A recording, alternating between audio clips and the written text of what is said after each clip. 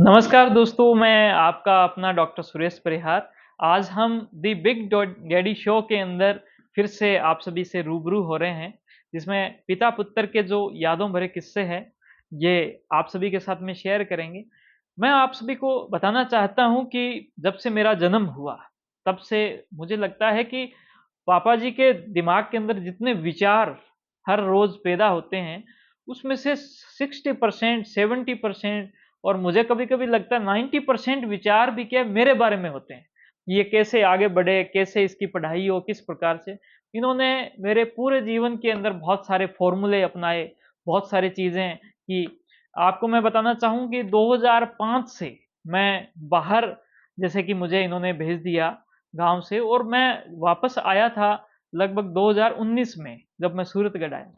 तो ये लगभग 14 साल हो जाते हैं। तो 14 साल भारतीय संस्कृति में एक अलग भी बात है और वो 14 साल जो थे वो थे वनवास के, लेकिन मैं वनवास नहीं कहूँगा, ये शहरवास होगा। तो शहरवास के जो 14 साल थे, उन 14 सालों में इन्होंने बहुत सारी चीज़ें अप्लाई की, हर रोज़ हमारी शाम को बात होती। जैसे बहुत कम स्टूडेंट होते हैं जिनके हर रोज़ शाम को अपने घर के जो लोग हैं, घर के जो सदस्य हैं, उनके साथ में उनकी बात होती हो। लेकिन उससे पहले भी ये एक ऐसा फ़ॉर्मूला इस्तेमाल करते थे, जो फ़ॉर्मूला बहुत ही अजीज़ था और इसका जो पोस्टर है, वो भी मैंने आप सभी के साथ में शेयर किया था और वो ये था कि ये मुझे गर्मियों की जो छुट्टियाँ थी, उसके अंदर ये मुझे पढ़ाते हैं और क्या पढ़ाते हैं, मुझे वो मैथ्स पढ़ाते हैं और कहते हैं मैथ का जो फ़ॉर्मूला है, वो सारे बड़े अच्छे से उपयोग में आ जाए और इससे दिमाग बहुत ही तेज़ हो जाएगा और मैथ हो गई तो सभी होगी क्योंकि math is mother of all subject. तो मैं जानना चाहूँगा कि आपने ये क्यों किया? ये किस प्रकार से था? और इसके पीछे की आपकी क्या सोच थी? तो इन्हीं के जो जो शब्द हैं उनसे हम ये पूरी जो किस्सा है वो सुनते हैं। हाँ जी। धन्यवाद आप सभी का। थोड़ा किस्सा ज़्यादा लंबा है, मैं थोड़ा शॉर्ट में बताना चाहूँगा कि मैं मैथमेटिक्स का स्टूडेंट था। तो सबसे पहले मैंने एसटीसी करनी चाहिए। उसके बाद मेरे पड़ोसी थे, उन्होंने कहा नहीं आप पॉलिटेक्निक करो। तो मैंने पॉलिटेक्निक इंजीनियरिंग में एडमिशन लिया। राजस्थान में मेरा 50वां नंबर था और मैकेनिकल इंजीनियरिंग में मैंने पॉलिटेक्निक की। जैसे मैं पॉलिटेक्निक करता था तो वहाँ मेरे हॉस्टल के पास ही हॉस्टल था मेडिकल का, मेडिकल कॉलेज। तो मेरे दिमाग में थोड़ी बातें आई भी, क्या अपने भी कोई डॉक्टर बन सकता है। ऐसे विचार मेरे दिमाग में 1983 85 86 87 तक आते रहे। फिर मेरा छोटा भाई था रजीराम, मैंने उसको बायो दिलवाई, डॉक्टर बनाने की कोशिश की। उसने भी प्रयास किया लेकिन सफल नहीं हो सका। लेकिन फिर भी उसने बीएससी एमएससी बीएड चंडीगढ़ से की, वो सेकंड ग्रेड टीचर बन गया। फिर एक और मेरा छोटा भाई था, अंकल जी का लड़का, मैंने उसका भी प्रयास किया। उसको भी मैंने डॉक्टर बनाने की प्रयास किया, लेकिन वो भी टीएमटी में सेलेक्ट नहीं हो पाया। उसके बाद 1990 में सुरेश का जन्म हुआ। फिर मैंने इस पर ध्यान देना शुरू किया। तो मैंने सोचा अब इसको मैं घर पर पढ़ाऊँ। मैं मैथमेटिक्स तो था ही, साइंस भी था, इंग्लिश भी मैं स्कूल में पढ़ाया करता था।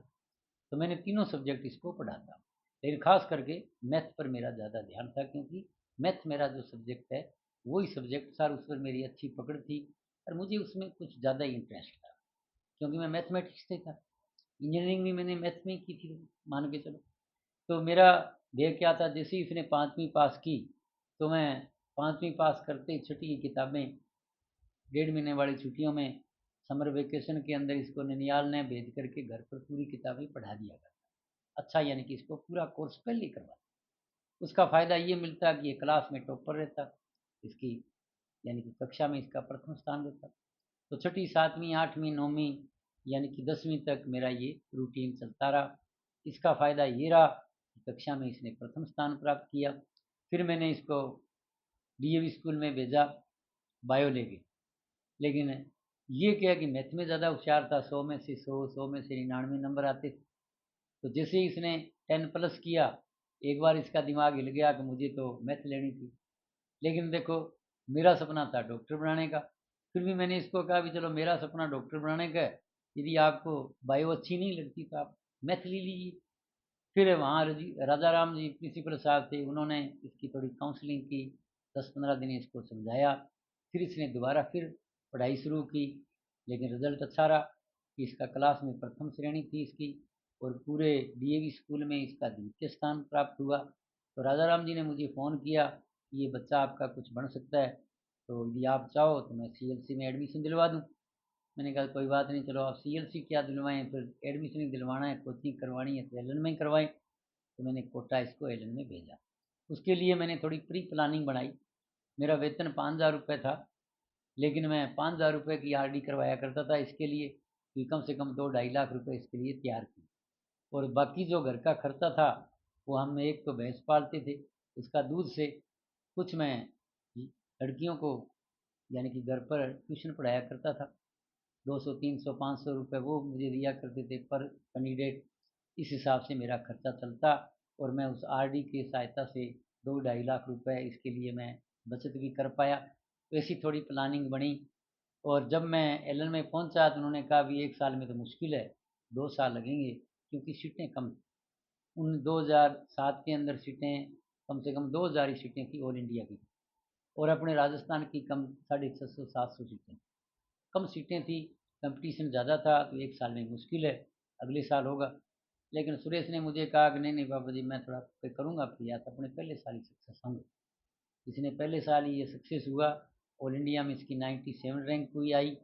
तो इस तरह से जो मेरा एक बहुत 1983 का जो सपना था वो साकार हुआ। और मैं देखो, मेरा तो प्रयास ही रहता है, माँ बाप हर प्रयास करता है, कोशिश तो सुरेश ने की। यदि ये नहीं पढ़ता, ये कुछ कोई और कुछ गलत काम करता, संगति गलत हो जाती, तो यहाँ तक सफलता प्राप्त करनी मुश्किल थी। तो ज़्यादा मैं इसके बारे में लंबा चौड़ा नहीं बताऊँगा कि और भी क्या क्या हुए, लेकिन देखो कोई भी काम करते हैं तो स्ट्रगल करना ही पड़ता है, हर माँ बाप करता है। ऐसा नहीं है कि मैंने किया है, सभी करते हैं, अलग मैं कोई अलग नहीं हूँ। ज़्यादा मैं इसके बारे में बात करता हुआ मैं थोड़ा आपको, वीडियो ज़्यादा लंबी हो जाएगी।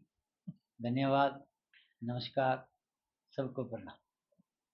सबका बहुत-बहुत धन्यवाद यहाँ तक देखने के लिए भी। लेकिन ये जो कहानी थी, ये जो किस्सा था, ये बहुत ही एक यूँ मान के चलो कि भी एक इस प्रकार के चीज़ था कि पूरी प्लानिंग के साथ में। जैसे मैंने बताया कि मेरा जो माइंड है, लॉजिकल माइंड है, वो मैथ से तो अच्छा हुआ ही है। लेकिन कहीं न कहीं इनका जो लॉजिकल माइंड है, वो भी मैथ ने मुझे लगता है इतना अच्छा कर दिया, जिसकी वज़ह से प्लानिंग बहुत ही अच्छी हुई। यद्यपि इस वीडियो देखने के बाद में मेरे बहुत सारे जो साथी हैं वो ये भी कहेंगे कि ये तो चीटिंग हो गई, कि भई हम तो जो है 1.5 महीने में पढ़ते नहीं थे और इसको 1.5 महीने के अंदर पढ़ा दिया जाता था, तो ये तो चीटिंग हो गई। तो मैं उनको भी कहना चाहता हूँ कि भई चीटिंग तो कहीं न कहीं इन्होंने की है, मेरा इसमें योगदान कम है। लेकिन मुझे एक बात याद है कि मतलब करीबन उस टाइम में होगा 2004 की बात है, और जब मैं यहाँ पर 10वीं क्लास में था, तो पूरे गाँव के जो बच्चे थे, उनको मैं मैथ पढ़ाया करता था। तो पूरे गाँव के बच्चों को मैथ पढ़ाना, तो इससे क्या मेरा जो सेल्फ कॉन्फिडेंस है, वो भी क्या है कि बहुत ही ऊपर जाता। दूसरा, जब स्कूल के अंदर होते, तो मैथ का कोई भी सवाल हो, वो टीचर से पहले मैं उसको सॉल्व कर दिया करता था। कि टीचर ने वो जो सवाल है, टीचर का सवाल बाद में होना चाहिए, पहले मेरा होता सॉल्व।